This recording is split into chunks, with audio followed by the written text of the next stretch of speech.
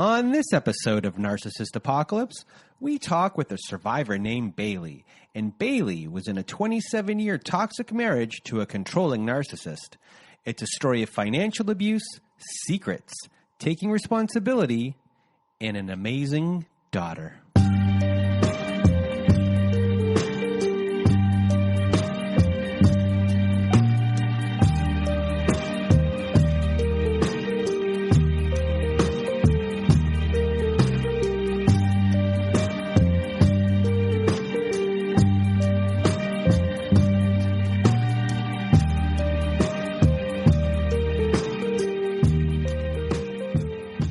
Welcome to Narcissist Apocalypse, a podcast that gives a voice to survivors of toxic relationships. I am Brandon Chadwick, but my friends call me Chad. And thanks for tuning into this episode. So what is a narcissist, you may ask?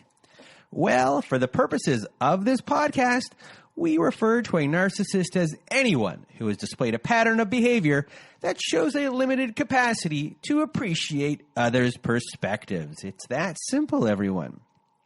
And now, before we get to our episode with Bailey, I just first want to thank everyone in the Narcissist Apocalypse community for listening to the show and sharing your thoughts by email, Instagram, Twitter, and Facebook.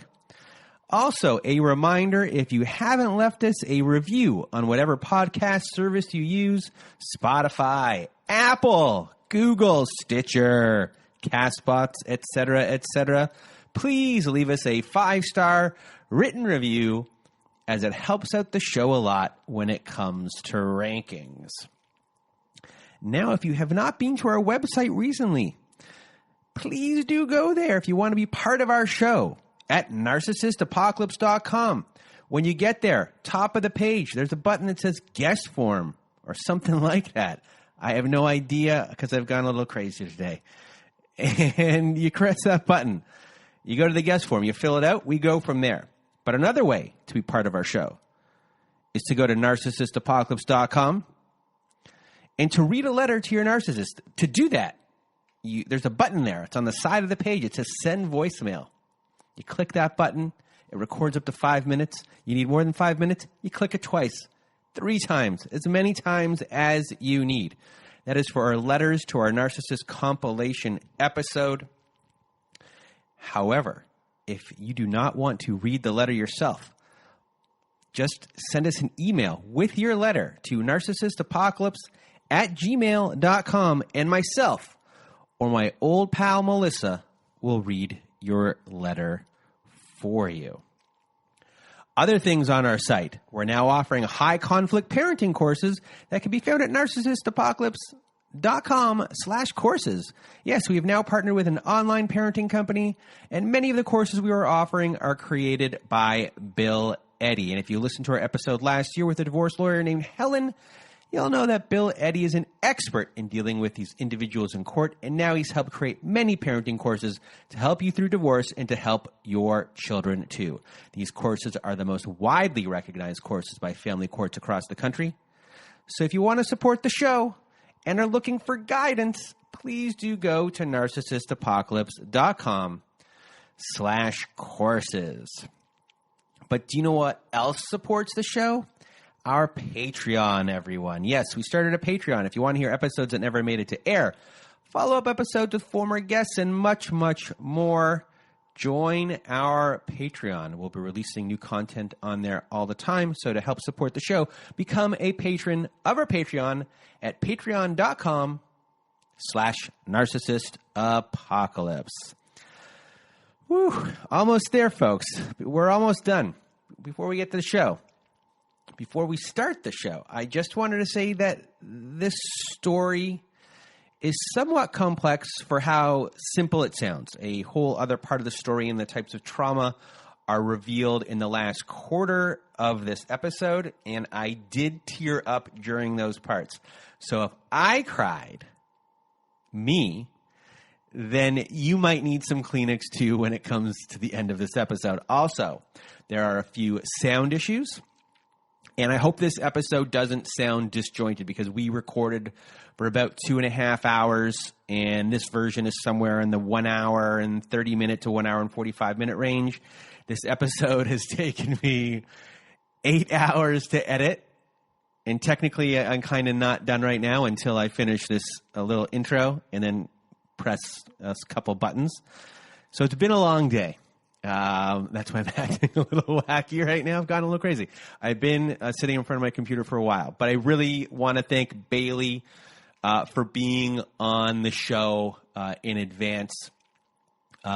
She was very vulnerable and did a great job. So I just want to thank her. I hope I did you justice with how I edited it. And now it's time for the show. Here is my conversation with Bailey. Welcome to Narcissist Apocalypse, everyone. With me today, I have Bailey. How are you? I'm very well, thank you. How are you? I'm doing pretty good. We just had a little bit of a chat. It's early in the morning, kinda. For some people it is. For some people it's not. And I'm just going to get out of my way and your way, Bailey. The floor is now yours. Well, thank you very much. I guess I should start with how it all began. I'm actually 50 years old now, and I met my ex when I was 18. So looking back, I think, geez, that was just so young. And when we talk about red flags, there absolutely were red flags. But I remember being 18, and I didn't know myself. I didn't have any boundaries, zero. And I think that came from being raised in the house that I was raised in. My mom and I didn't really have a overly close relationship. I wanted to be close with her, but she was always sort of standoffish and not very loving, I guess. But she came from a large family, and I found all of my aunt and uncles the same, so you just sort of raised that way and you don't think about things. So I met this man when I was 18, and it just makes me laugh because the night I met him, he was inebriated, and he rambled on and on about a friend of his parents had filed a small claims court judgment against him because he had done some work for him and didn't complete the work. And not only didn't complete the work, but accused him of stealing some tools. And, of course, the empath in me just went right to, oh, my goodness, like, who would do that? Like,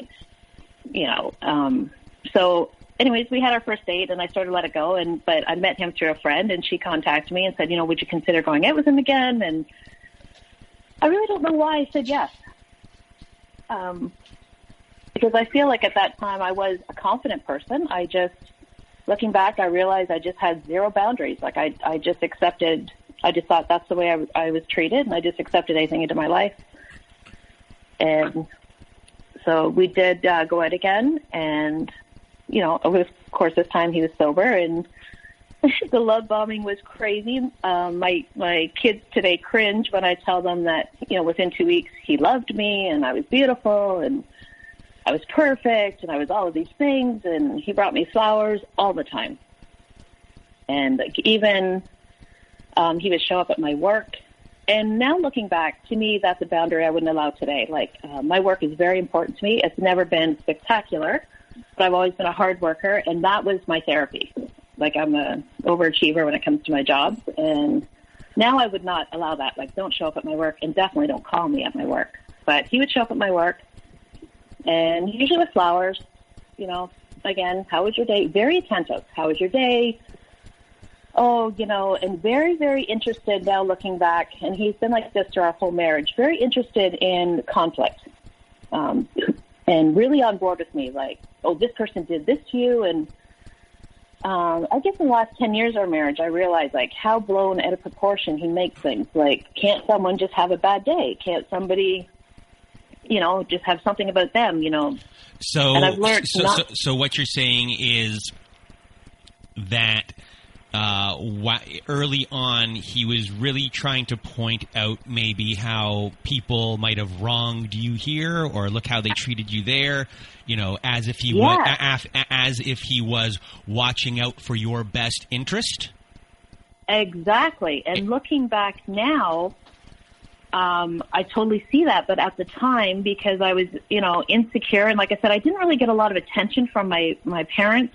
I thought he was, so attentive and right on board with everything I did. And even though I didn't agree with his perspectives, like, he would say something, and at that point I was still strong enough just to slough it off and think, I know the person didn't mean it that way. But I always felt compelled to tell him this nonsense. That's one thing I stopped doing the last 5 years of our marriage, because I would get mad at myself, like, Dwayne, you're not a gossip, you're not negative, you're not, please don't share little details with him.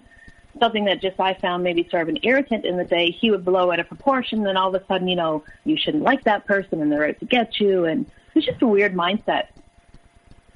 So anyway, that sort of went on, and we dated actually for 4 years before we got married. So there was plenty of time for me to change my mind. At that time, people were just starting to move in together before they got married, and we decided we would do that. Another red flag is when I met his family, it was crazy. It's weird because my body will have like a physical reaction to people. Like, it's like I have this sixth sense, like, stay away from them, be afraid of him, don't tell. And I actually get like a shaking, trembling feeling in I didn't know back then that was called anxiety, which is what I know now. But, and I definitely had that meeting his dad. His dad was, I would say, a malignant narcissist. Like, I knew there was a lot of abuse in the family, but it was really weird. Like, when you would sit around at family gatherings, there was 4 siblings in that family. Everybody, even to this day, pretends like he's this wonderful person. And I look around the circle and I think, wow, like, he physically abused my ex, and the mother is a true enabler. So he physically abused my ex. He got it divorced, and he would literally beat him in the garage and say things to him like, don't tell your mother. He did the same thing to his brother, but not so much. But the 2 sisters, he really emotionally and verbally abused them, like, constantly. These girls, like, are 90 pounds. And to this day, he'll call them fat. It just kills me. And he's like 400 pounds. So that used to anger me a lot. And so I never fit in with that family, and they made it known that I never fit in. Like, it was always uncomfortable. I, would go, and I've broken this habit as well, I would go out of my way for people. I just wanted to be liked. I just wanted to be accepted. I don't do that anymore. It's just a complete waste of time. When people don't like you for who you are, and then that was a hard lesson to learn. And I would bend over backwards for this family, and it was just always, they were just so rude. So, and it was weird because... Oh, sorry, continue. I was just going to say it was weird because at the beginning of our relationship, my ex totally had my back when it came to that. Like, stood up for me every time. He would fight with his dad, like, don't you speak to her that way. But I noticed once we were married, that's when things really changed, is once we got married. I noticed he no longer did that. He actually enjoyed. It was really bizarre to me. So for 1 second, let's just kind of back up a little and give a little bit of maybe a picture of your life at this time. So it's 4 years later. So you're around 22 or 23 years old when you got married? I was 23. 23. Yep. And you are living in a small town? Living in a small town, just a small apartment. We lived together for not quite a year before we married. Yeah, and the expectations of what you're supposed to do in life, like when you're supposed to get married, all your friends are getting married, in smaller towns. Yeah. I'm being general here, but for the most part, people get married younger than they would in a bigger city.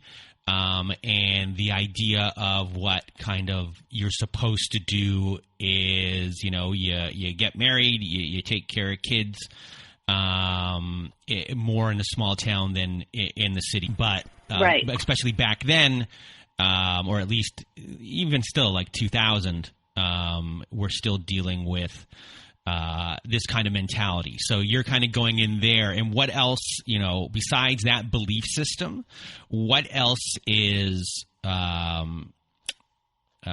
guess, running you as far as mirroring, we know about the love bombing that has occurred, but as far as like what you like about him, what would you say is the biggest thing? Honestly, the biggest thing, looking back, was I really thought he was in my corner. Okay. I really thought this is the one person that I've met in my whole life that honestly wants what's best for me, and he's truly in my corner, because he told me that all the time. And of course I fell for it. And for those 4 years, was he generally on, before you got married, was he generally on decent behavior, or when did did devaluation occur before marriage? Or no. Okay, so not till halfway through the marriage. Okay, so things so in a certain way, I'm getting ahead of myself, and I apologize, and I also apologize to if I insulted any woman already during this. I didn't mean to, but I guess how I'm getting at is he eventually morphed into his dad unconsciously. Yes. Yeah. Okay. Absolutely. And my children and I discuss that all the time. I really didn't see him as his father at that point, even though my brother warned me. I had so many red flags. I'm a seamstress. I could have sewn a dress. Honestly, so many red flags. But at the time, I didn't even know what a red flag was. Like, my parents just didn't. I felt like my parents weren't my biggest fans, so I didn't understand any of that. Like, it's really been a growing process for me over these years. One thing I was going to say was when you talked about being in a small town and the expectations, it was funny because when I first decided I think I'm going to leave him, I put myself in therapy to help me make that decision. And the therapist said to me, "Tell me why you got married." And I looked at her and I said, "I have no idea. I wasn't head over heels." I said, "Really? Everybody else was getting married. We were the last in our friend group to get married, and that was the expectation. You got married and you started a family." And we had and I was a stay-at-home mom. We had a lot of stay-at-home moms in our area. So I thought, oh, well, I guess I'll just get on with it. It's sad to say, but it's the truth. And I felt like, I kept convincing myself, like, he's good for me. He's always there for me. He's in my corner.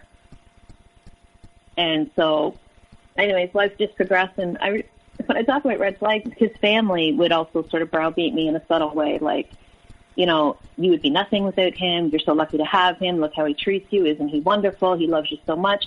So it was always, I guess, that constant gaslighting when I look back throughout the whole marriage.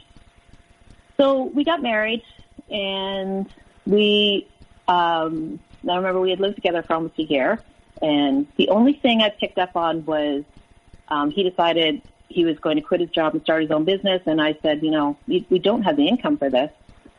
But he did anyways, and in the meantime, he had purchased this vehicle that he couldn't afford, and it got repossessed. And that was a huge red flag, definitely, but I didn't see that. I just thought, poor so-and-so, he just made a mistake. But he was terrible with money from the beginning, and he's even worse with money now.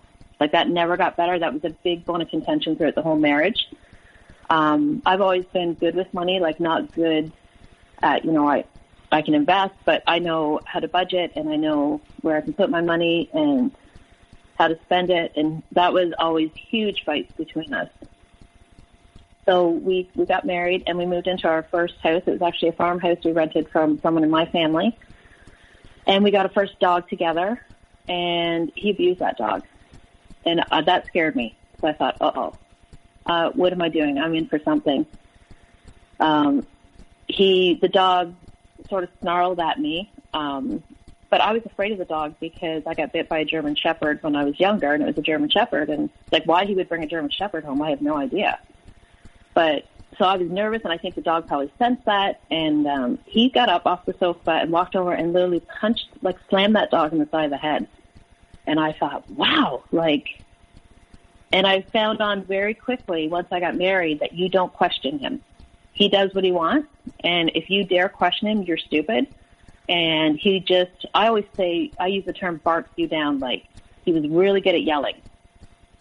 And again, I wasn't really used to that. Like, so the transition of the dating version of him and the married version of him, when this erupted for the first time, when you were used to some other way completely before, were you at a loss? Were you wondering who this person was? Like, what was going on with you at that, like, during those moments? I remember just fear. And I think that was like fear of what is going to be in store for me.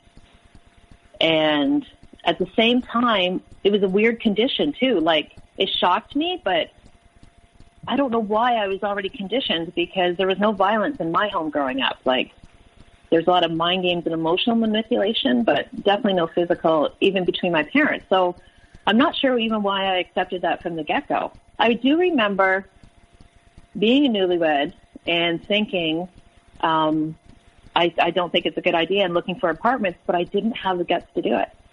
I didn't have the guts to go to my parents and say, look, I made a mistake. So you were afraid of being judged? Oh, for sure. Yeah. My mom was very judgmental. Mm-hmm. And, of course, they didn't like him from the get-go. Like, they never liked him. And the last thing you probably wanted to get into was walking back and then getting an "I told you so." Yes. Yeah, for sure. I knew they disliked him, but I thought once we got married and stuff, they sort of warmed up to him. But that wasn't the case. But so here I am. I'm a newlywed in this house. I have a little job at a local store or whatever, and all of a sudden we start getting phone calls and from bill collectors. And again, I've never dealt with that. I've always paid my bills on time. My parents always paid their bills on time. And that blew me away. I was just like, who are you? And come to find out that he owed, like, then it seemed insurmountable, but it was probably maybe $5,000 or $6,000. And when I questioned him, he was he felt so bad. He's like, I know, I kept saying to myself, I can't marry. And it's weird how he used the term someone. Looking back, it's weird how that stuck in my head. I'm like, oh, well, that's not my name. But I knew I couldn't marry someone like this. Like, I should have cleaned my stuff up first. But yet he did. He did marry me like that. And he never once mentioned it. And so it was really embarrassing for me because right then I started hiding stuff from anyone who knew me. I just became very secretive to my friends and my family, and I didn't share anything. Like, my mom and dad would pop in and the phone would ring, like 6 or 7 at night, and be a bill collector, and I'd have to lie. And so that's why, I do remember not being happy and thinking I was going to leave, and then I got pregnant with my first child. So we decided we wanted to buy our first home, and we moved into his parents' home to save money for a down payment. And that, when my eyes got even more opened, because I had to work afternoons and their phone would be ringing and I'd pick up the phone and guess what? Bell wants money, Hydro wants money, they're behind in their car payments. And I just thought, oh my God, this is where he's got it from. But he never told me any of this stuff. Like, looking back, I realized I didn't know the person I married because he's never, ever shared anything with me. Very, very secretive. But that was normal life for them. And when I questioned him on it, he said, oh, yeah, well, I learned how to handle money from my mom and dad. They thought giving someone a check when they knew there was no money in the account was a way to pay a bill. And I thought, wow.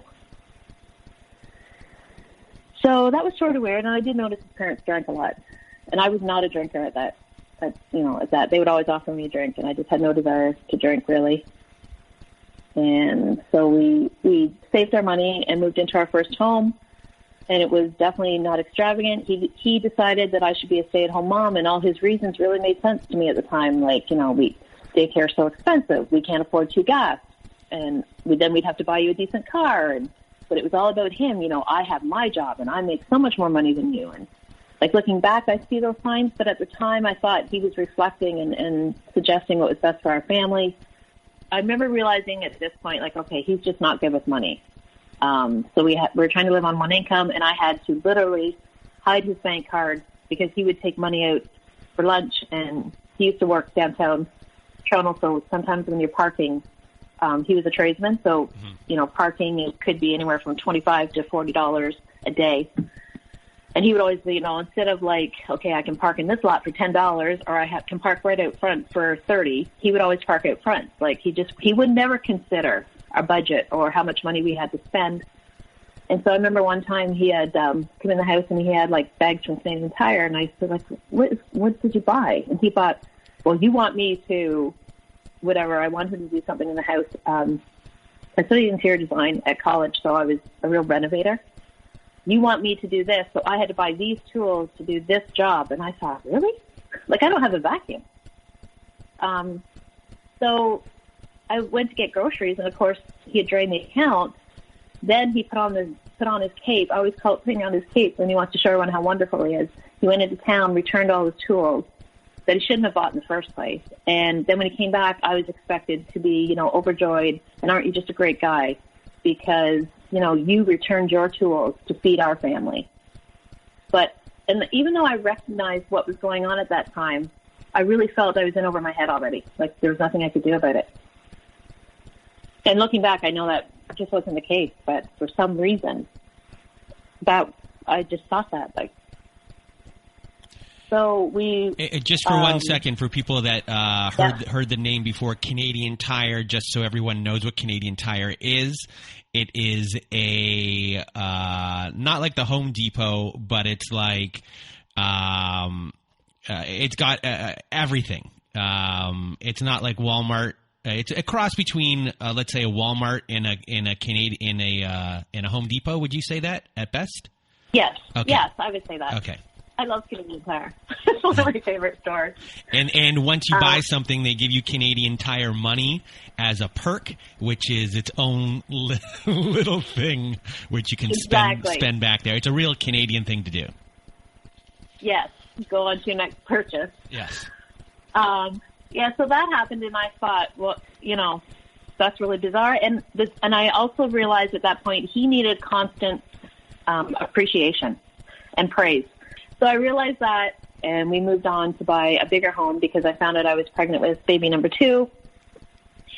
And shortly after we got that home, he quit his job. And I thought, wow, like I know you just, did that so we'd be approved for this mortgage. But he just left us high and dry. And those moments would always, like, complete panic mode inside. And that's when I realized my anxiety would start to build. And it was just a constant state of chaos, really, my whole marriage with him that he created. And when I would say, why would you quit your job? Well, they're assholes and they don't appreciate me and they're this and they're that. And I'm thinking, geez, the whole company can't be that. Like, they're not small companies he worked for.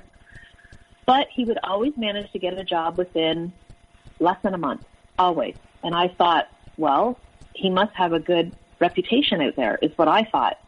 Now, my son is in the trades, and he said, that's not really the case, Mom.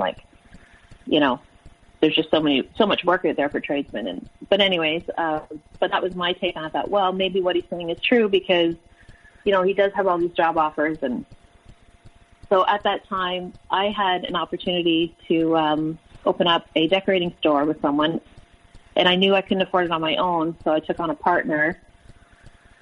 I just really, really wanted to do it. Like I said, that's what I did at school, and he would always downplay, interior design is stupid, you live out here, I wish people would choose something to go to school for that actually made money. Like, he was always putting it down, but yet he really enjoyed it when we sold our house for, more money than what we paid for it because I had fixed it all up. And so he'd reap the rewards, but he really wasn't supportive at any time during any job I ever had. And I'm looking back, I know it was because that was just his control. Like, he never wanted me to have money or to be self-sufficient or on my own. Plus, he'd probably have to do more at the house, which he just refused to do at this point. He was just useless when it came to anything to do with the house. So a big part of the abuse that was occurring up to this point is all about keeping you in a position where you have to be the one asking for money, or just below him in that way. Like financial control is a big part up until this point for the story. Yes, financial abuse was definitely prevalent through our whole marriage, but it was done in such a subtle, like a weird way. Like he would deposit his check, and I would then take that money and pay the bills. And I had full access to money that I wanted, but the problem was there was never any money left over because he ran up debt in the oddest ways. Like we have to get a sticker for our vehicles here in Ontario, and he wouldn't get a sticker.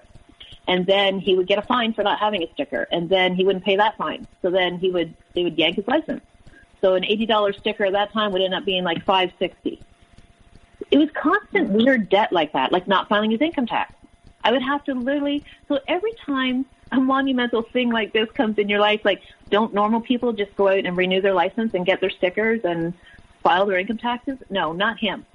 Nothing he could do. He was incapable and still is of doing anything normal, which blows my mind to this day. I don't understand that. Like he really does think, I realized very late in our marriage that he really does believe he is above the law. Those rules don't apply to him. He doesn't have to do that. And most of the time, sometimes he would get away with it. But so I saw weird debt like that coming in, and the fact that remember when I talked about the first night I met him and how they took him to small claims, a judgment that they won, by the way, and his wage got garnished at that time. That was a constant throughout our marriage, too. He would always try to do these side jobs and look at me, I'm making more money, and I'm bringing this in for the family, and you should appreciate me. But say out of 10 jobs, 8 of them weren't done properly. And people would come back. Like I remember at one job, they came back and, can I say what he did for a living? Sure. Is that okay? Yeah. So he was in commercial sheet metal, and so his side jobs would include installing a furnace or an air conditioner. So he installed a furnace for somebody, and he didn't do it properly, and they had blowbacks throughout their whole house. So it's like a fine ash. It was a wood-burning furnace. It was a fine ash that went through their whole house that they had to claim through insurance. Well, of course, insurance wants to know the particulars, and they sent out, I remember TSSA coming to our home, which is like the Technical Safety and Standards Act for, I'm not sure if it's just Ontario or Canada. And I sat there while they interviewed him, and he lied. He lied about everything. And, of course, if he got a fine, he didn't tell me. He might have done a side job to pay that fine. But it wasn't until a year ago that my one son said to me, you do know that Dad did lose X license because of that. And I said, no. He didn't even tell me that. I had no idea. He continued to do jobs. But see, this son is his favorite. So he shares certain things with him. I don't know why he decided to share that with him, but. So in a way, your husband is like the work that he does. He's a building, but he's a very imposing-looking building, and from the outside, it's like, oh, that's a nicely built building, but the little parts inside weren't done correctly, and that building is really just should be condemned in a sort of way. Oh my God, I'm killing myself laughing right now because when I get to the end of my story about us trying to sell the house, you're going to see how prevalent that is, like really.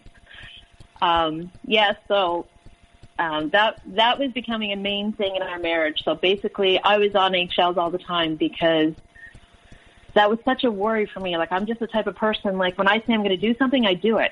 And he's just not that type. Like, he just had no follow-through and so dishonest to people. Like, I noticed his lying was huge, but they were little white lies at that time. Like, for example, if we were at dinner with someone and they relayed a story, he would tell that story to someone else, and I would think, that's not what happened.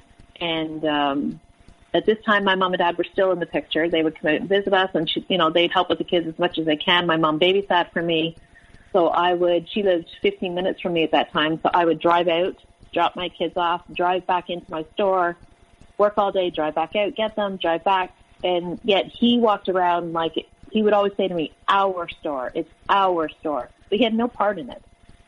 I handled all the money. We never had to put any personal money into that business. So that always sort of bothered me. I sort of let that go. I thought, geez, you can't even pick the kids up for me.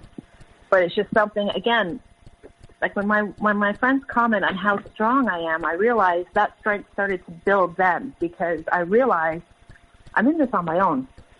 And, he would say things to me subtly, constantly, like, well, if the kids are sick, you're the one who has to take the day off, because why would I take a day off my high-paying job? I make way more money than you.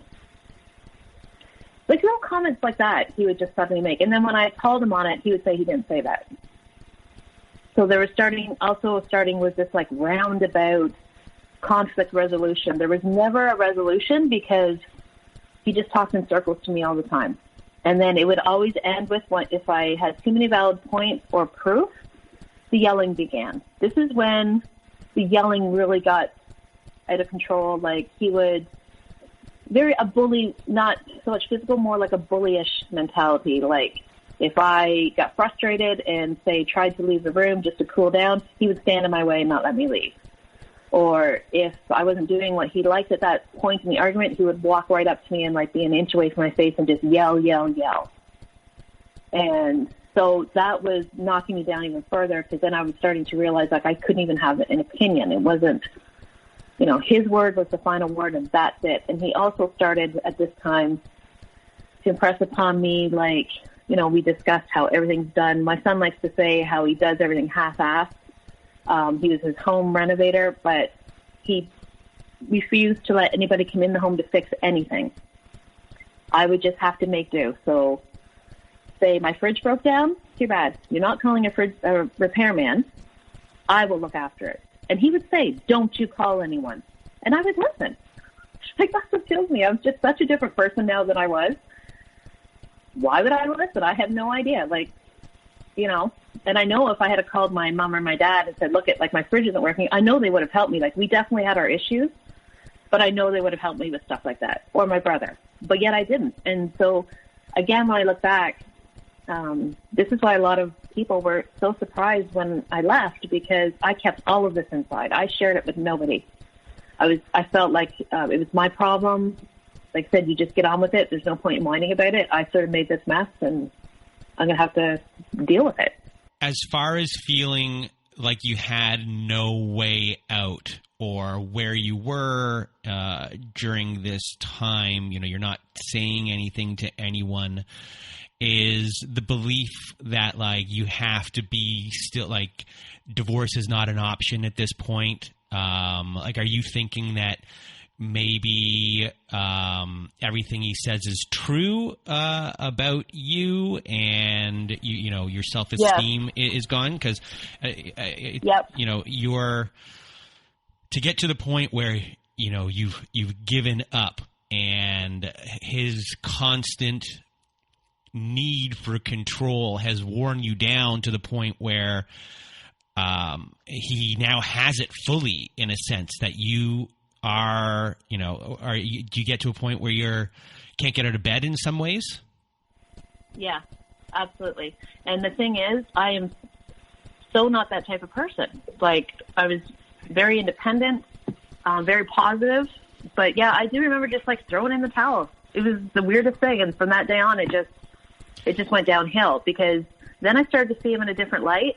And I think, maybe that's when the devaluing stage sort of came in lightly. It wasn't heavy, but I would pick up on things like, for example, one time I had no heat in my car, and it was the dead of winter, and, I'll fix it. Of course, he only made good with promises to other people too. Like, he would go to the neighbor's house and fix their car, but he would never fix my car. Like, I drive his children around. Like, he was always putting on that tape. His main goal was to make everybody else see how wonderful he was. And he's done a good job of that in some ways, but he never fooled anyone who was really close with me. He never fooled them. But even my kids would comment on that. Like, he won't pick me up from dance, but he'll drive out of his way to bring, the neighbor home.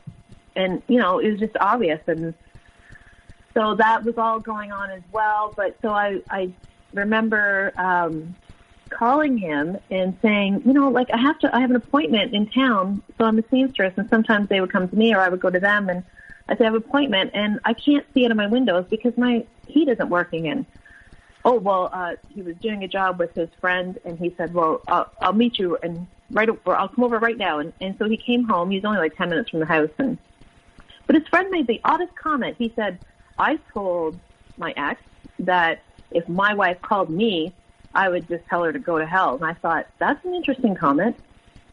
I thought, it's because of him I'm in this mess. He was supposed to fix this weeks ago. I've been driving around, wiping my windows down. I finally get mad and put him on the spot. The only reason I came home probably is because his friend was there, and so it gave him the opportunity to look like, you know, he was staging everything.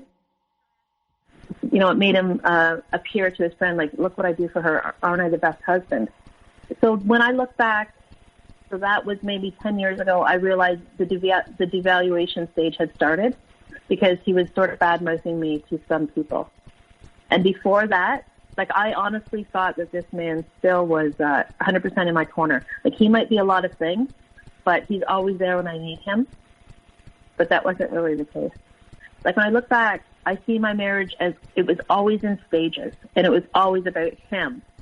I just have to get through this stage. I just have to be able to do this, and then we'll be clear, we'll be over, we can start fresh, you know. But the problem is the stages never stopped. They just kept coming and coming. So instead of like the physical and bullying attitude, it was more about lying and secretive.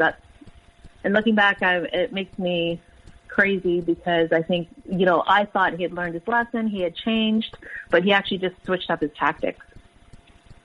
He just thought, well, if she's going to call the cops, then I won't do that anymore, but I'll do this. And like now I see things that he does, like while we've been separated, I see things he does. If I do something that he doesn't like, he punishes me in some way, but I don't care. I don't take it as punishment anymore. I sort of laugh at the stuff. But so life sort of went on, and his family and I still aren't really clicking. Nothing's changed there. Plus, I've lost my family, but just my mom and dad, and I'm still close with one brother and a couple of cousins I was still close with. So, what do you mean by you lost? Sorry, what do you mean by you lost your family? We just had zero contact, contact whatsoever. Okay. So, because my mom is a bit of a controlling person too, so because she wasn't getting her way and she was frustrated, she just stopped talking to me, and I just said fine, because I was so stressed at that point. Like, that's around the time I kept getting strep throat. I just thought, fine, like, go. But she didn't know actually what I was living with, because I didn't tell anyone.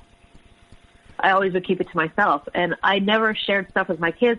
Now I know that they know things that went on, but and I realized looking back now, I thought, you know, I'm going to get on with my life. You know, they've always never been supportive with me or kind, and I'm just going to get on with my life, and this is going to be better for me. But looking back, he zeroed right in on me. Like, this is the time that I can, you know, get her in my grasp, my clutches. She has nobody else. Like, I totally see that now, but I didn't at the time. I thought he was being super supportive. I thought he was in my corner again. But he had an agenda, and that agenda was to totally isolate and separate me from anyone. So I noticed something when we went to his mom and dad's, and they were quite happy, too, to have my mom and dad out of the picture.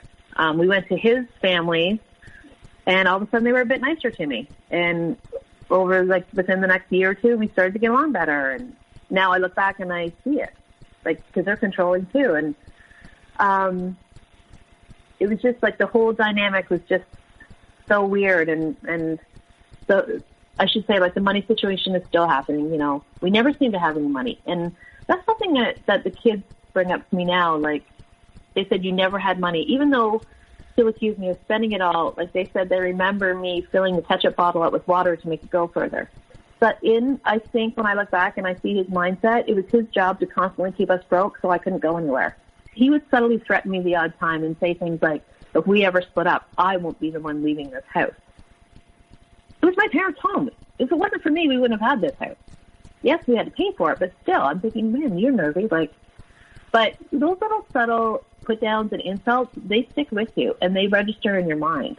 Even though legally, that's not how it would happen. But I was afraid of him, really, like, and I was afraid that he would poison my kids against me, which he has tried. He didn't succeed, but so every gut instinct about him at that started to come in, and they've all been 100% true. So it's like I'm just waking up and starting to realize who this person is.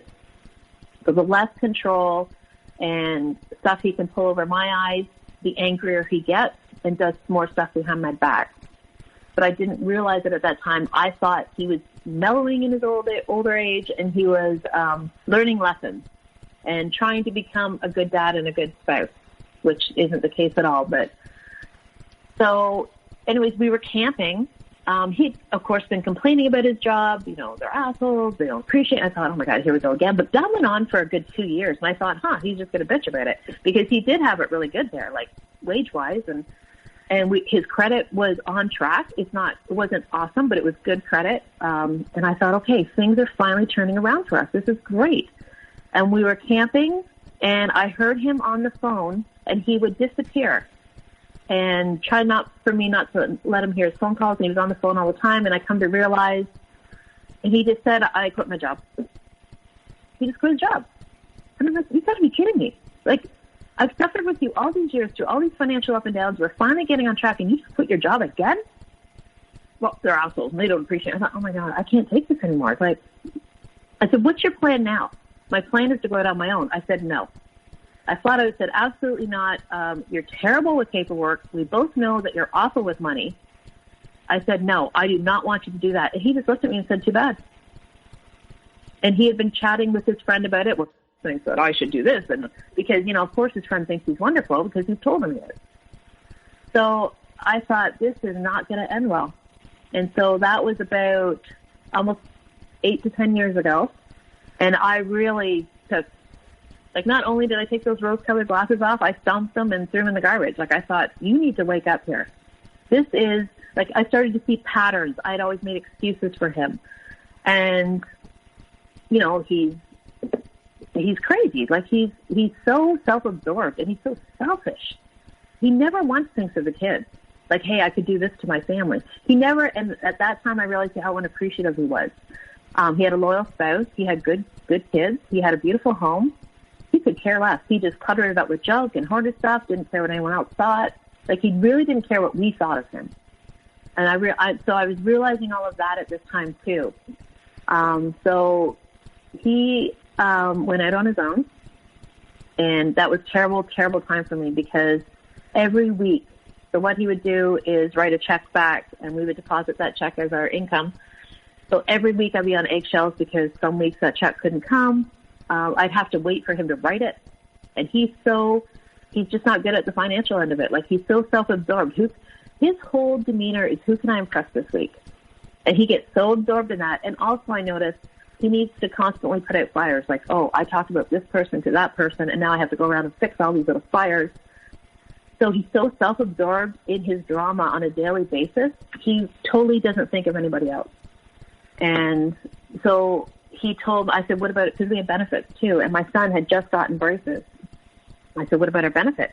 Oh, no. We still have those. I'm paying into those separately and blah, blah, blah. He wasn't. The orthodontist called me, the secretary, and said, your check bounced. And I said, what check? Well, your insurance didn't go through, so your spouse came in and left us a check. I'm saying, because he bounces checks all the time. He doesn't, like I said, and we all both know he's not good with money. So I was really crying on the phone. I was so embarrassed and so defeated. I thought, he lied to me about not having benefits. Our son just got braces.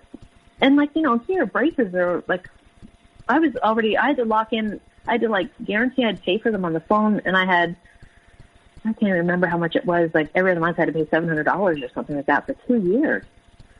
So in the meantime, the dentist that sent us to the orthodontist, their bill didn't go through because I had all the kids there. I assumed we had benefits.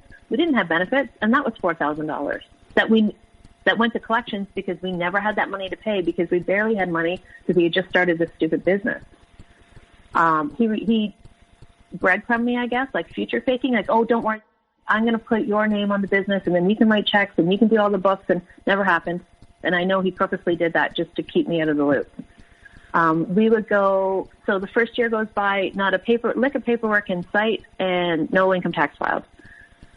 I should mention, when he started the business, we had just paid off the last line of credit. That was actually a joint effort. Our trailer was on there. that wasn't him running up the bill, but we did build that into our mortgage. And he was right back at me wanting to use that line of credit. And I was like, we just paid that line of credit off. But, he started this business and, nobody can just start a business with no income. And, I'm going to have to let him use it. Or like, what are my chances here? What do I do? Because if I leave him now, I have zero spousal and child support because he basically doesn't have a job. Like, to see how he stuck, like, I'm thinking he did this on purpose. He stuck me here. He knows the consequences. So again, here I am feeling like I'm locked down again. I'm in this box, and it was just so frustrating. And I didn't see it then, but when I look back now, I realize how depressed I was, how it settled in. But so, of course, he got to use that line of credit. Of course, we couldn't pay it. So I took a retail job. The kids were older at this time, and the oldest could watch the youngest. And I took a retail job that summer just to pay that line of credit. You don't make a lot of money at retail, but it was enough. I just had my paycheck really went to that line of credit. So I realized then I'm constantly paying his bills too. Whatever he runs up, I'm stuck with. It's either comes out of my mouth or the kid's mouth, or I have to like do this work to get it paid because he just doesn't think of it, and that's why he has bad credit. So at that time, I caught him in a conversation with one of our friends bad-mouthing my job. Her job is stupid, and she wastes all this time driving. She barely makes anything. And I thought, wow, I'm paying your line of credit for your business that you shouldn't have even started. But again, I said nothing to any of my friends. I look back and I think, man, I was a vault. Like, I didn't say anything. And I think that came from embarrassment. Like, I was so embarrassed I got myself into this mess. And I just didn't want to tell people, how broke we were. So anyways, that goes on. So the first year goes by, and the first year goes by, of course, no income tax, no paperwork in sight. And I started to feel sick to my stomach. I started to feel antsy. Year 2 goes on, same nonsense. I have to rely on him for, at that time it was total financial abuse because I had to rely on whatever he was going to give me. And I just crossed my fingers and hoped the mortgage would get paid. And I always used, because I could never have any savings, I always used our mortgage payment as sort of a little savings account. So, because he never paid attention to money. Like, I could have easily started my own savings account, but there was just never any money. He would never look at the bank account or could be bothered with it. But so if we re-signed our mortgage and they said your payment's $1,200 a month, I would up it to say $1,500 and try, because I really, my goal, one of my dreams was to be mortgage free one day. And so I had it all planned out. So when he turned 55, we would be mortgage free. And I thought I was pretty smart. I really did. I look back and you were naive. I really thought I was pretty smart that I was pulling this off. It was my only savings. And I wouldn't let him touch it. Like, I wouldn't remortgage to buy a new car. I just refused to sign papers. So anyways, the second year goes by, still no income tax filed. So come to find out, I noticed he was constantly getting the mail. Because remember, I work from home. Out there he is getting the mail again. This went on for probably a month or two. He would constantly get that mail. One day he was gone. I went out and got the mail because I knew he was hiding something. And I found the CRA bill. It just happened to be in the mail that day. And I went inside and I thought, this is what he's been hiding. And I open up, so CRA is income tax that people, the government, that you have to pay.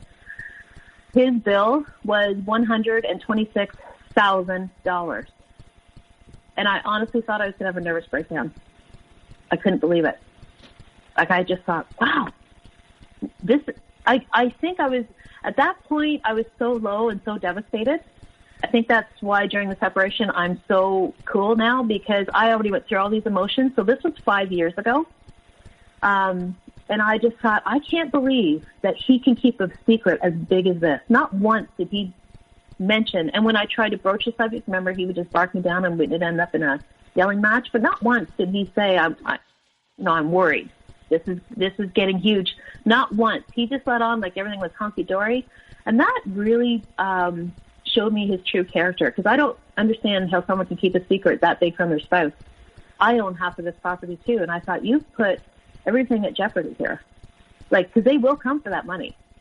And you won't have a choice, and you have no job right now. So guess what they're coming for? They're going to come for our house. They're not going to come for. So he comes home, and I'm shaking and trembling, and I'm so angry. And I go out to the garage, and he's there fixing his projects that never get fixed or completed. And I have this piece of paper in my hand. And I say to him, "What is this?" He just looks at me and shrugs his shoulders. And that's when I saw the stare, the narc stare that we all talk about. That dead look in their eyes, that they look at you as if, they just can't even be bothered with you. And I thought, oh my God. And I asked him again, "What is this?" You know what? That's not mine. I said, "Your name is on it. It's a government document. It's absolutely yours." He still tried to say it wasn't his. This went back and forth for 5 or 10 minutes, and I just thought, F you, I'm not giving up. And I said, "Look at this number." Yeah, and then so he finally admitted it was his, and then his next line of defense was, "Well, I don't owe that much." And I said, "Well, it doesn't matter if you owe this much. This is what our government says you owe, and they will take it. And then it'll be up to you to prove otherwise. This is the number they're looking for." And I could not convince him of that. Nope, I was stupid, I was silly, I was being emotional. And he went to hug me. And I just backed right off, and I said, "Don't you ever touch me." And he just went, "Oh, whatever." And I walked in the house, and I was beside myself. I thought everything came crashing down. It makes me emotional to still think of it. I think everything that was building, and I realized I never knew this man. Because to keep a secret, and I realized then, this is financial abuse. He has got us in a predicament that we're going to have to get out of. And of course, my leaving plans are on the side burner again, because now I might not even have a house to go with me. So it was not pleasant for probably a month or two. Christmas is coming. I am so stressed out. I have no idea how we're going to pay this bill. And the government will give you so much time. I do find, because he's not filed income tax a lot over the years, and his wages haven't garnished, but I find that they do give you a lot of time. It could be, 2 or 3 years past the date when they'll finally just do something about it. I'm not going to say, of course I knew it was coming, because I knew he had filed income tax. But I think it just really, I couldn't believe this man who I thought, all these years at least had my back and was in my corner, could do this to me and my family. Not even a consideration to his children. And that's when I really saw who he was. 199%. And that's when devaluing went into full force. So I find the income tax bill, we're not speaking. I can't even bother to speak to him. And I'm just trying, try to be happy for my kids. They're older at this time. They're all living in the house, but they are older. They knew something was up, but I also would never say, "Your dad did this." I never said stuff like that. Like I said, I was a vault. I didn't tell anybody. Now, when this income tax thing came around, I confided in my one friend at dance. We had been friends at that time for 9 or 10 years because I thought I was going to have a nervous breakdown. And so she has been by my side since then. I have been completely honest with her about most things since then. And so she's been a great support system for me. And my brother, I confided in my brother, and he told me then to leave. And when he said, "What do you want to do?" I said, "I want to leave." He said, "Go with your gut instinct." And he said he would help me. What happened was Christmas was coming, and his family decided that they were going to switch up Christmas, and his older sister was going to have it. And 2 of my kids pulled rank and said, "We're not going." And I said, "What? We're not going." I said, "You don't want to go just for your dad?" And so then my other child joined in the conversation, and they told me things like, "We've never liked them. We're not wanted there. We're beneath them. They don't even like us. They give all the other favorites presents." And I was blown away. I wasn't blown away that they thought these things. I was blown away because I thought I'd hit it all these years. And I was like, wow, I thought I just felt like that. I tried to hide this from you guys. And so my daughter was 16. So 16, 19, and 21, I think my kids were. And they just said, "Yeah, we're not going." And so my daughter was extremely adamant about it. I refuse to go. I'm not going. And so it comes out that the reason why she wasn't going is because she was sexually abused about him by her cousin. And as soon as she told me, I knew it was true because this one boy was completely different. There was rumors in a small town, but see, nobody told me because I was family, but there was rumors how he had, hurt this set of twins on the other side of his family, and he was charged. But over the years, to hear my spouse's family talk about it, and they were on a vendetta. They only laid charges because they're jealous of us, and it was just this whole thing. Every time you went to see them, the problem was I thought I had protected my child. I wasn't being naive to the situation, but the problem was I think she was the first victim. She was extremely young, and I wasn't looking for it at that time. So this was when I knew I was leaving my husband because I watched his whole family just up and lie about it. So the boy's mother is the golden child on that side of the family. And they can do no wrong. Doesn't matter. Apparently, it doesn't even matter if you molest other people's kids. They're never held accountable for anything. And when that happened and they just turned on the silent treatment, they wouldn't even communicate. And my spouse handled it by turning on the silent treatment. I thought, oh my God, I'm in the twilight zone again.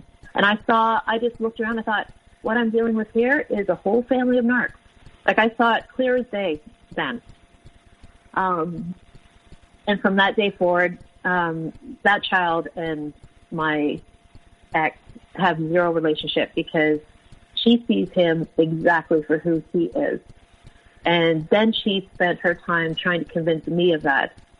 So I'll go back to the whole tax thing. So when that happened, and I, again, went and confided in my brother, he was furious. He said, I don't even know what to tell you. He never liked my ex's family either, but he never told me that until I went to talk to him. All these people were protecting me, like they didn't want to come forward, and I see why, because they said, you're too much with him. Like I don't know if you would have believed me, and I think that's true. So, but I said at the time I didn't know my one child felt so negatively towards my spouse. I thought I couldn't leave because then not only has that happened, but now I'm going to tear the family apart, and I have to, get her therapy. I've got to get her focused. I can't think about myself at this time. I have to try to keep the family unit together and try to keep the conflict low. And that was my train of thought. And my friend helped me all through that and process it and stuff. And she sort of agreed with me, like, your child right now has to be the focus of everything. So the income tax, so back to my spouse waiting on his job, he finally did get his job. And his next concern was to bully me into remortgaging our house. We ended up remortgaging an extra, I think, $120,000. And I was just I think I was so broken. I had to meet him there. I wouldn't even drive with him. I said, I'll just meet you there.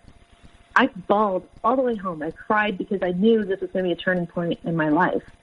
I knew I had to face who he was, and I realized that poor spouse, this wasn't a mistake. This was intentional. And everything he dragged us all down with him, and he did intentionally by, avoidance and building himself up in this inflated ego of his. It was just out of control. Again, no consideration to his children who are living in the home at the time.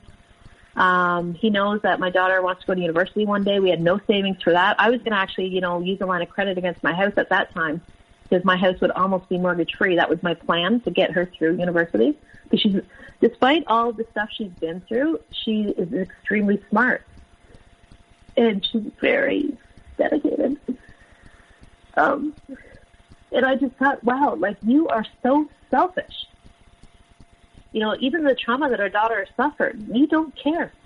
It's always about you. Like, he had no plans for her to go to university at all. So fast forward, because he worked for a school board, he had an in to get me a job as a custodian. And it's not a very, prestigious job, but actually in Ontario, We actually make pretty good money, and we have benefits plan package and pension. So I had an interview, and I got the job, and that's what paid our house bills. Plus, I was only 4 hours when I first started, so I still had my sewing income. And I would get up. I got a really good contract that year. It was a $25,000 contract. I would get up at 3 a.m., have maybe laze around for an hour, go down to my sewing room. I would work until 1:30 p.m., come up and get changed, go to work until 8 o'clock. Come home, and the odd time I'd have to have a fitting or something at night as well. Every time I came home, he was sitting on the couch. I thought, wow, I am literally working myself to death here. And I did that for 3 years. 3 years his wage was garnished. 3 years.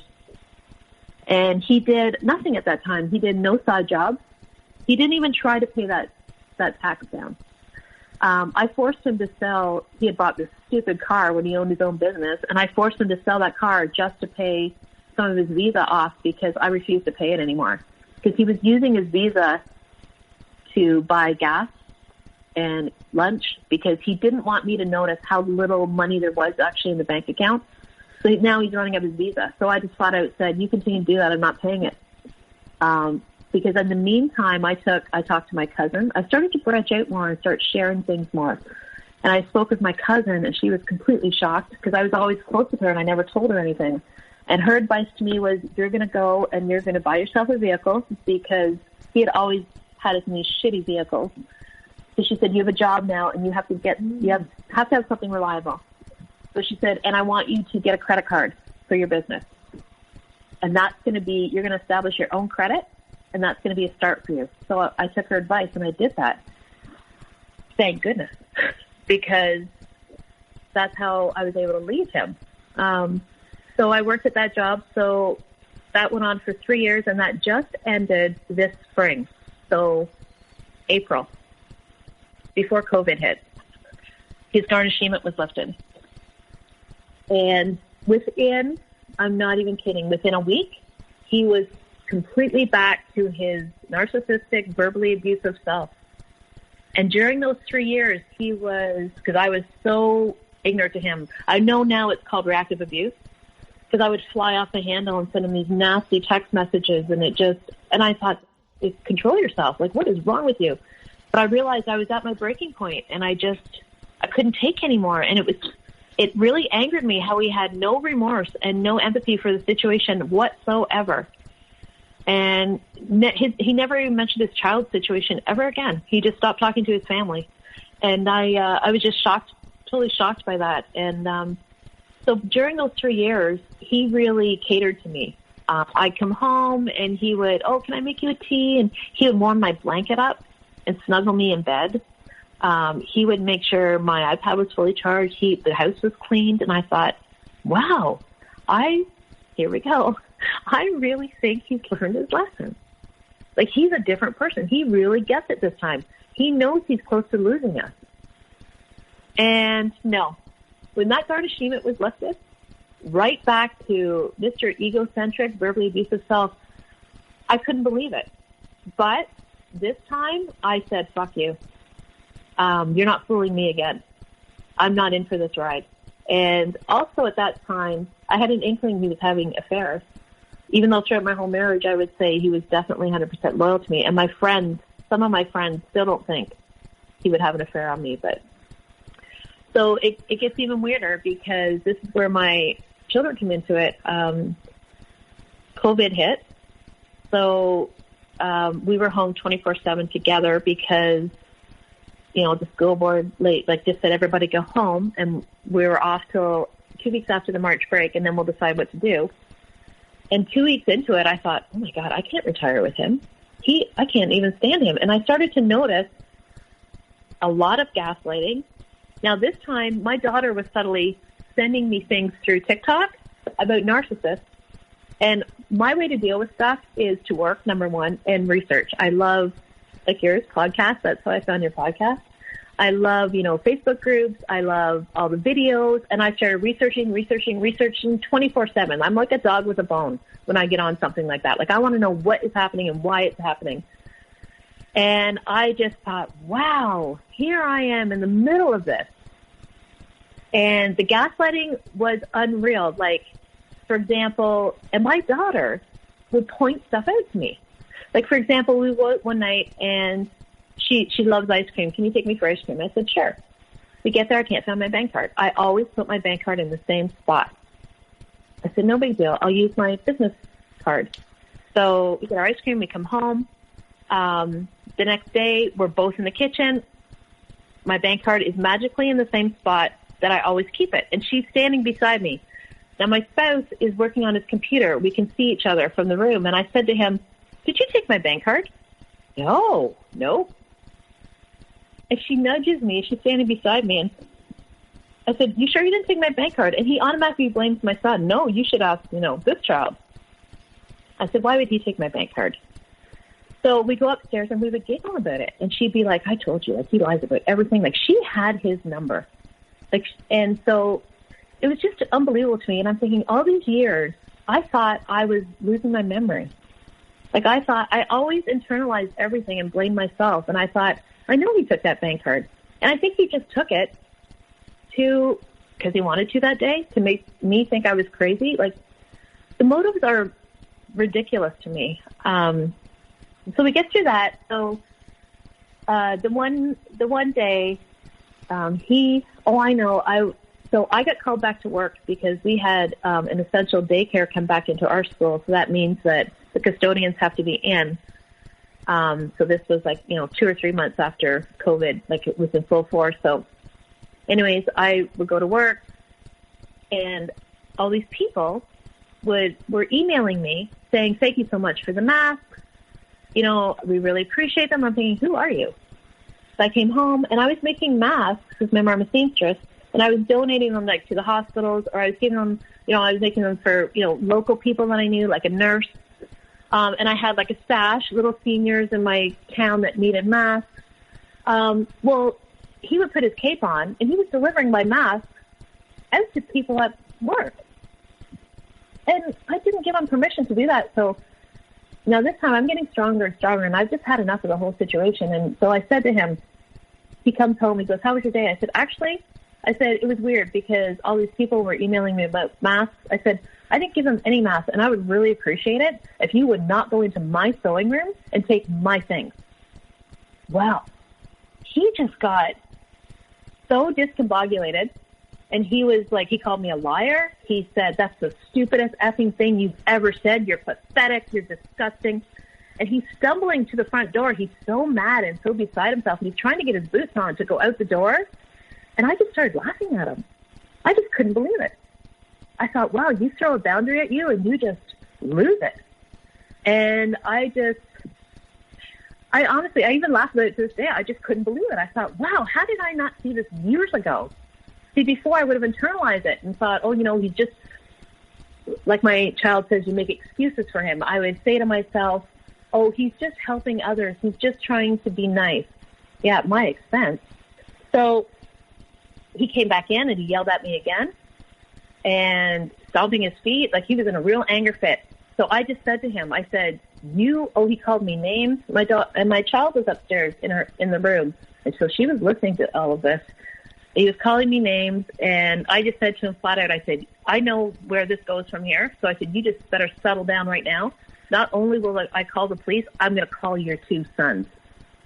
And he went out and slammed the door, and I thought, I'm done here. Like, the kids are adults now. Like, at this point, my son is almost 25, and my other one's almost 23. And I thought, I'm done hiding all this stuff. None of us deserve to be treated like that. So I went out and made sure my daughter was okay. And she's crying, and she's saying that's verbal abuse, and I'm so sick of them treating you this way. And I said, you know what? I said, but just let's go down and get our shoes on. And I said, let's just go out. And I said, we'll just, at that point, things had opened up again. And I said, we're just going to walk around Walmart and just cool down. I just wanted to remove her from the situation. Well, he meets us in the driveway. And he verbally abused, then he throws some verbal abuse at me. And then he decides he's going to be the bigger person and tell me that it's my fault and I need to calm down, and how dare you behave like this in front of our child. And my child said something to him along the lines of, everything is your problem. And we got in the car and we left. So I sort of jumped ahead there because that was the deciding factor. I was leaving him. But before that, about 2 weeks before that, this is a very important part of the story, my child decided that she could not, while I was going to essential daycare, she could not stay in that house with him because she was off school. She said, Mom, do you think I could come with you? And I said, sure. I said, basically, I have to do nothing all day, just make sure they're okay and walk up and stuff. So I said, sure, they wouldn't mind. And the office is way far from the daycare area. So I said, no problem. So she came with me, and then the daycare left, and I cleaned their area. And then she said, can we go to the gym and just, play some basketball for a bit? I said, sure, we can, half an hour or so. Then I have to secure the building. So she gets me in the gym, and she just nails me. Like, what are you doing? This man has treated you X number of ways ever since I've remembered. And she started telling me things that he had done to her and her brothers. And apparently when I went to work, he abused them. When I came home, he was just so charming. And can I just make you a tea, babes? And can I do this for you and that for you? She goes, meanwhile, he abused us while you were gone. And she just said, she started giving me examples. Do you remember how we would grocery shop and he would just always manage to hit my heels with the back of the cart? And I'm like, yeah. She said, you'd make excuses for him. You'd say, oh, that's just your dad. And I'm like, oh my God, I do that. And then she, like, another example was, remember that day he called you at work? She said, what he didn't tell you was the dresser you painted for me. He brought it up to the room and he just threw it at me in the room and called me names. And then she got in her car and she left because she was so angry.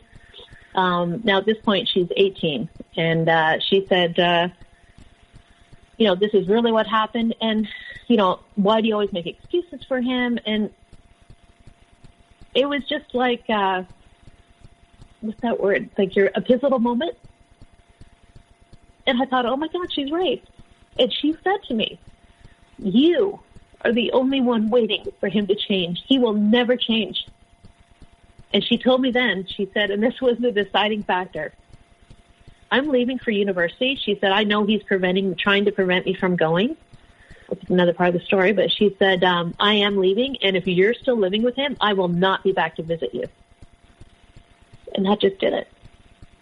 In my mind, I thought, I've been protecting these kids, or trying to, not doing a great job, as I realize now. My whole life, they are my life, and he's nothing to me. He's nothing. And that made my decision that I was leaving.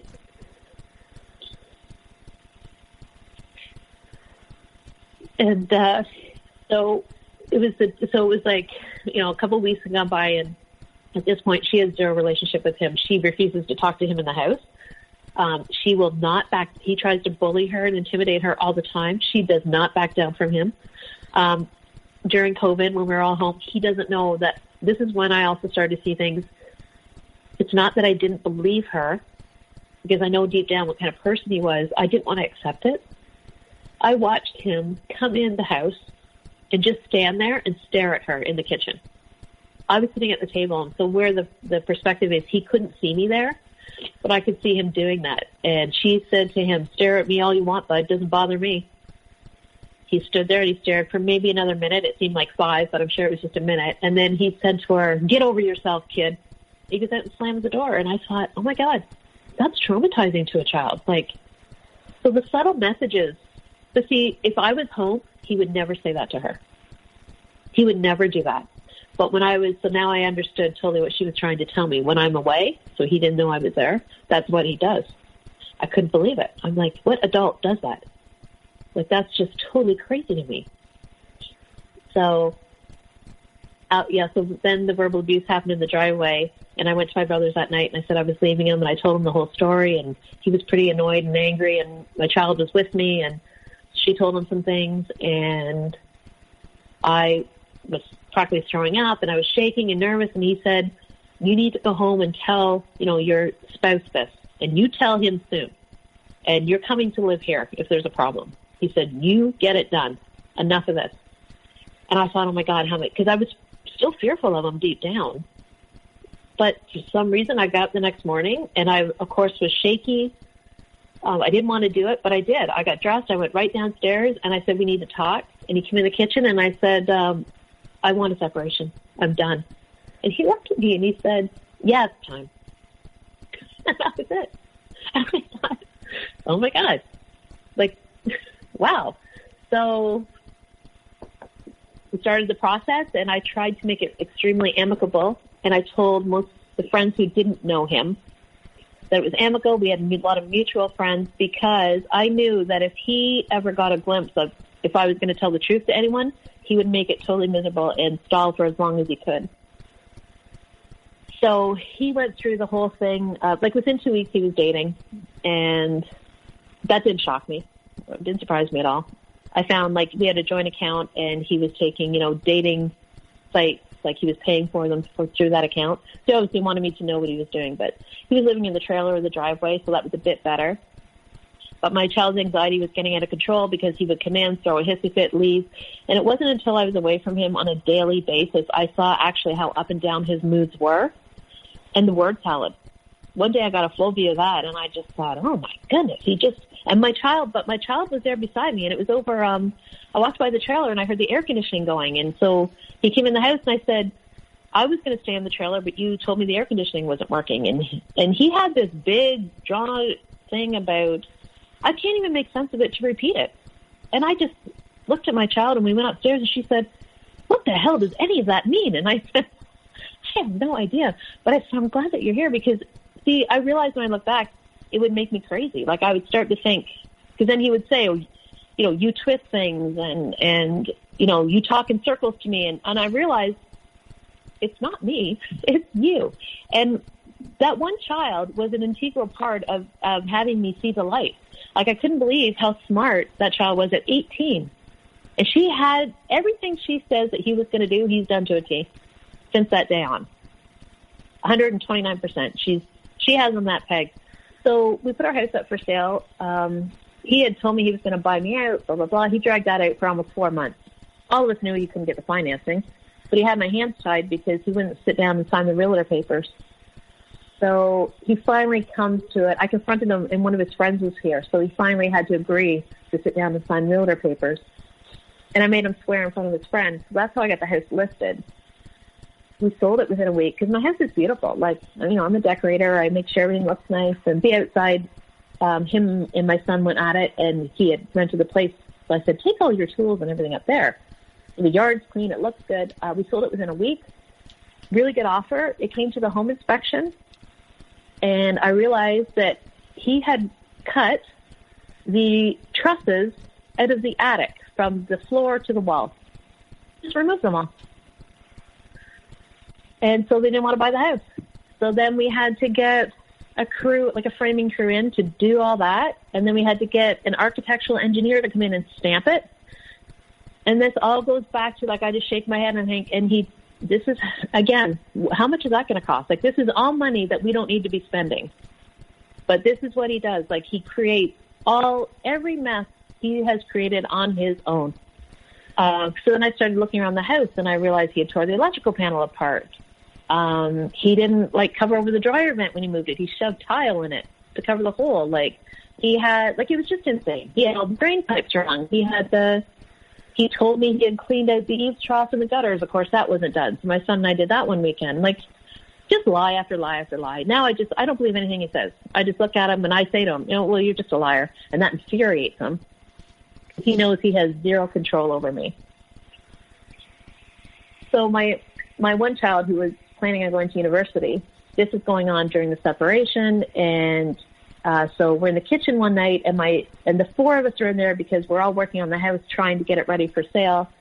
And my one son starts telling about, the party he had on the weekend. He had a few friends over at our house, and how the one girl liked two boys, and so she, was sleeping with one, and then ended up on the couch with the other, fully dressed. It was just, just kids being kids. And he decides he's going to speak up and say, well, she's a girl and she shouldn't be doing this. I've come to realize, too, he doesn't really like women.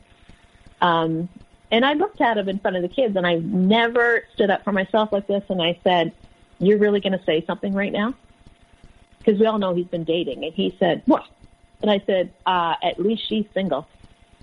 Well, he stormed out of the house, and we laughed. All three of us were laughing. And he came back in, and he threatened my child that was wanting to go to university, and he pointed his finger at her, and he said, you better stop it or things could be very difficult for you. So he was basically threatening to pull money. And she said, what's going to be difficult? I'll make things very difficult for you. She goes, go ahead and try it. Like, I cannot believe, like, the strength of this girl that I've raised. Like, and of course we're laughing and that makes it worse. And, you know, he's again, like, he goes out, he just slams the door and he went to his trailer, like up the road, and we were fine with that. But her and I were laughing because what he doesn't know is his power is gone. Like, as soon as I separated, we filed for her OSAP, and because of my income, she pretty well got most of her school paid for, and then I have extra money to help her with her residence and stuff. But we thought, you know, that's when we realized that he has zero power over us. We don't need him for anything. And it was a really good night. I think the three of us just sort of sat there and went, wow, like, he just thinks he's scary. None of us are afraid of him anymore. So my oldest son, he went through a really hard time. A year ago, he was suicidal, and at that time, I think I was so focused on my child that was molested, I was trying to help her through therapy, and he shows up with these issues, and I find it really interesting because I still wasn't quite putting it together at that time. So the one child who's abused by him is extremely strong and full out, you know, get lost, I'm not talking to you attitude. And the other child, like, he was also a target, the oldest. I think he probably got it worse. He was very emotionally abusive with him and always putting him down, and he suffers from low self-esteem, and I think finally everything came to a head for him, but he still couldn't say to me, this is what's happened. Like, he's such an introvert, like he just turned it all inside, like I guess I did when I was a kid. And so he became suicidal, and so I was working 12-hour shifts, and he was approximately, you know, an hour away from me at that time. But my spouse was literally working within 15 minutes of his home. But I would have to say to my spouse, like, can you check on him?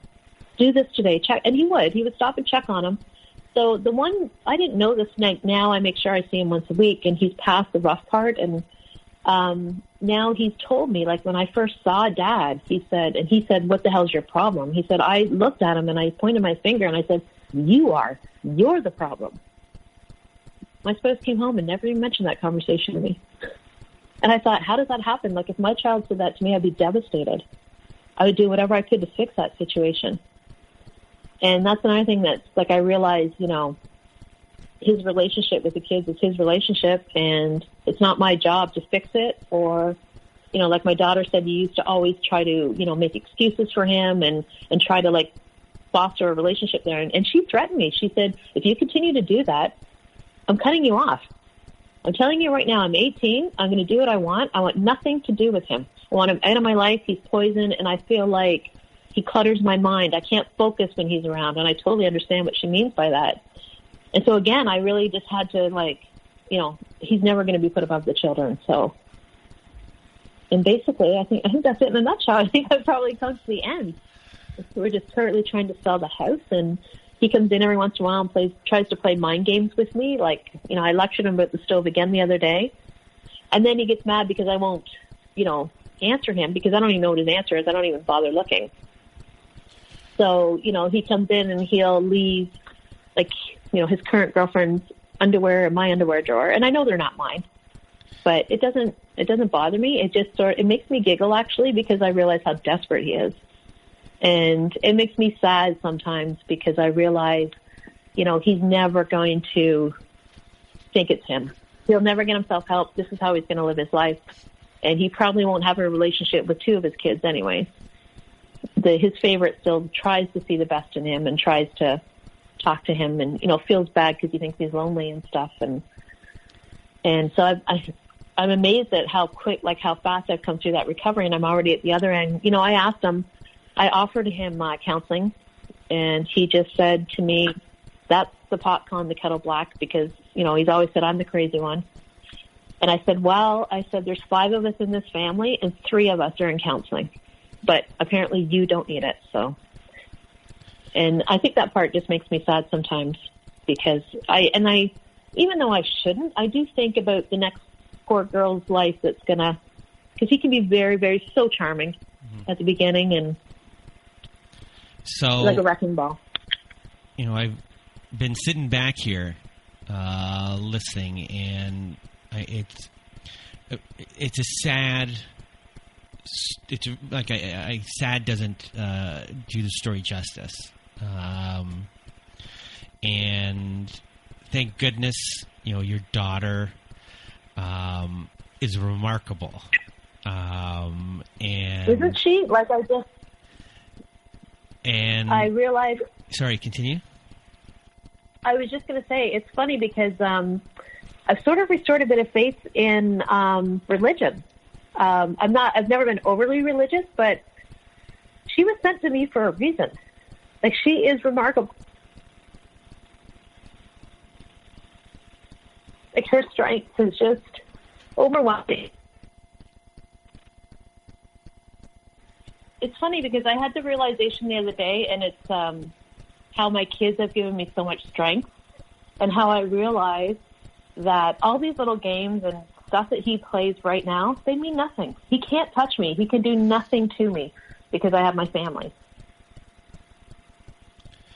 And well, what I really wanted you to know, where you're 50 years old, and that 50 is the new 40 or the new 35, and you do have whatever has happened, and there's nothing we can do about it.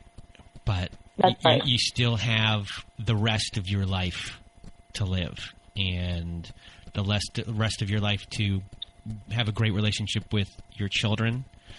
And, this is going to be the first time in your life very soon, when everything is really eventually all settled, that you're going to be drama-free for the most part.